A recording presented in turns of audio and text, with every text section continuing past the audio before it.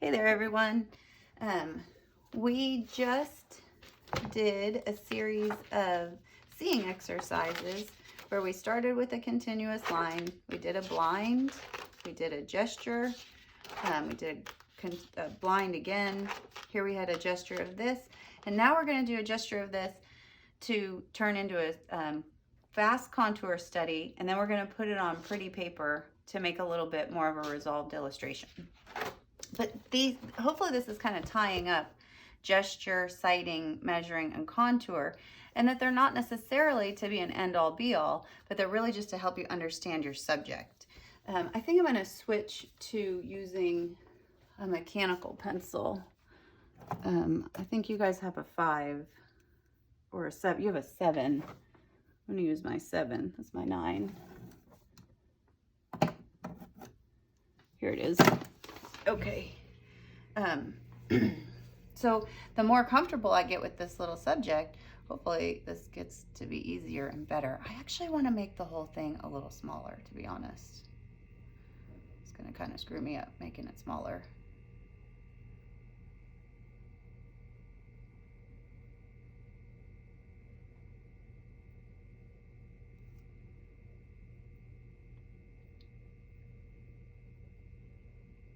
So this is my, what is this, like my 4th or 5th attempt to understand this subject, and I'm really kind of slowing down.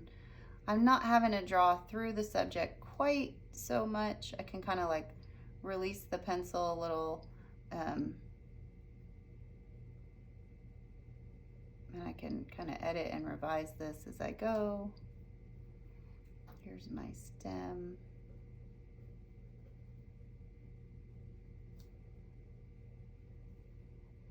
Did you see how just by lowering this on the picture plane and making it a little smaller to start, I had enough knowledge about the subject because of those little fast exercises that I should be able to shrink this whole thing. I often hear drawing students say, gosh, I draw too big or I draw too small. You shouldn't have to worry about any of that if you know how to map.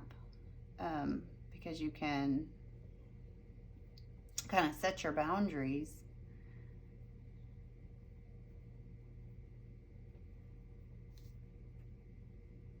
Oh, I'm a little lost. The sky comes out up here and underlaps behind.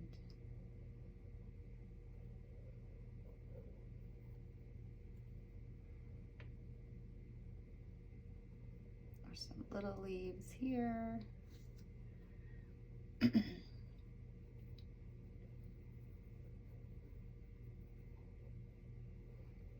Okay, I'm getting close to my cup.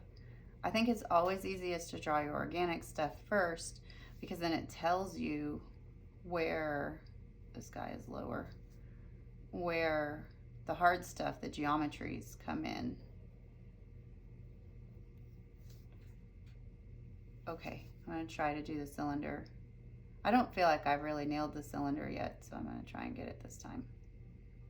I'm going to make a little map.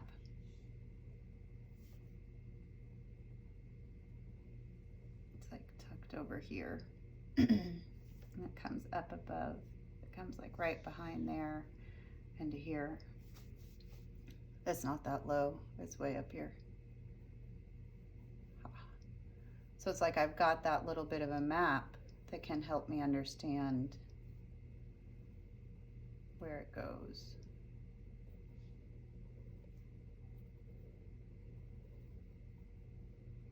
And I only feel that confident to start to lay it in that heavy because I've studied it so many times. I clean it up a little more.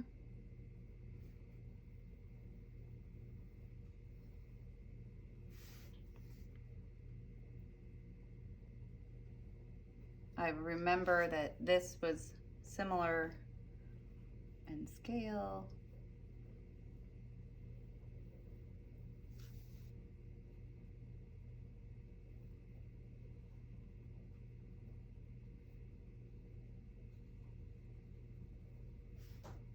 trying to keep my edges parallel to the edge of my picture plane. I'm going to come kind of mimic this curve.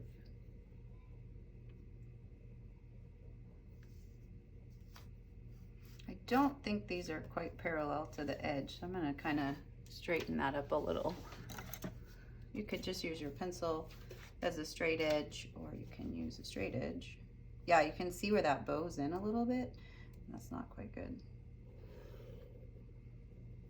So I'm not heavily relying on the ruler very often, but just enough. And it gives such a different feel when you use it. I actually don't like the way it feels when it looks so straight. And I'm going to get the interior reflections.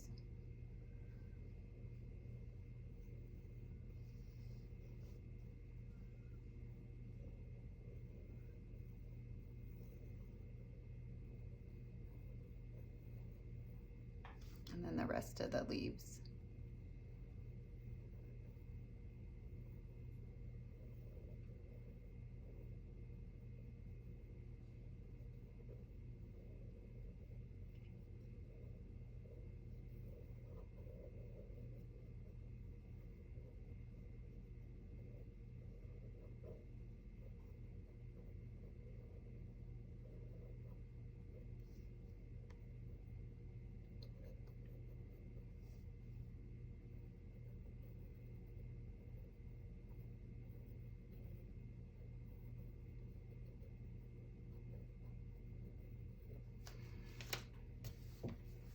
And I might,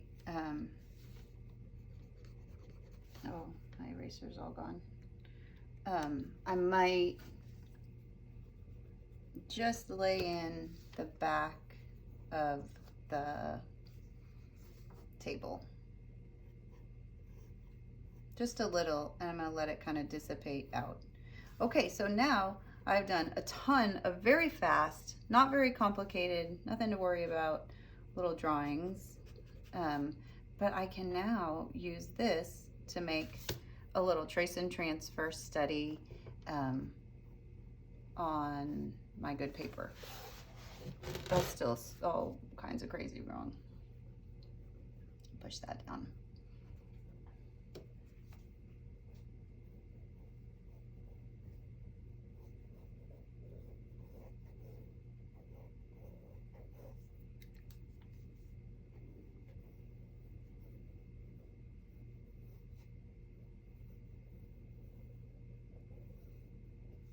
Okay, so I will show you in a minute how we're going to do a trace and transfer for this, so that we can take all these working drawings that are, you know, a little clumsy and found and reworked, and put it on good paper in a minute, and then we can turn it into something illustrative or more designy, or we could even render it, which I'm going to do in a little bit with a portrait.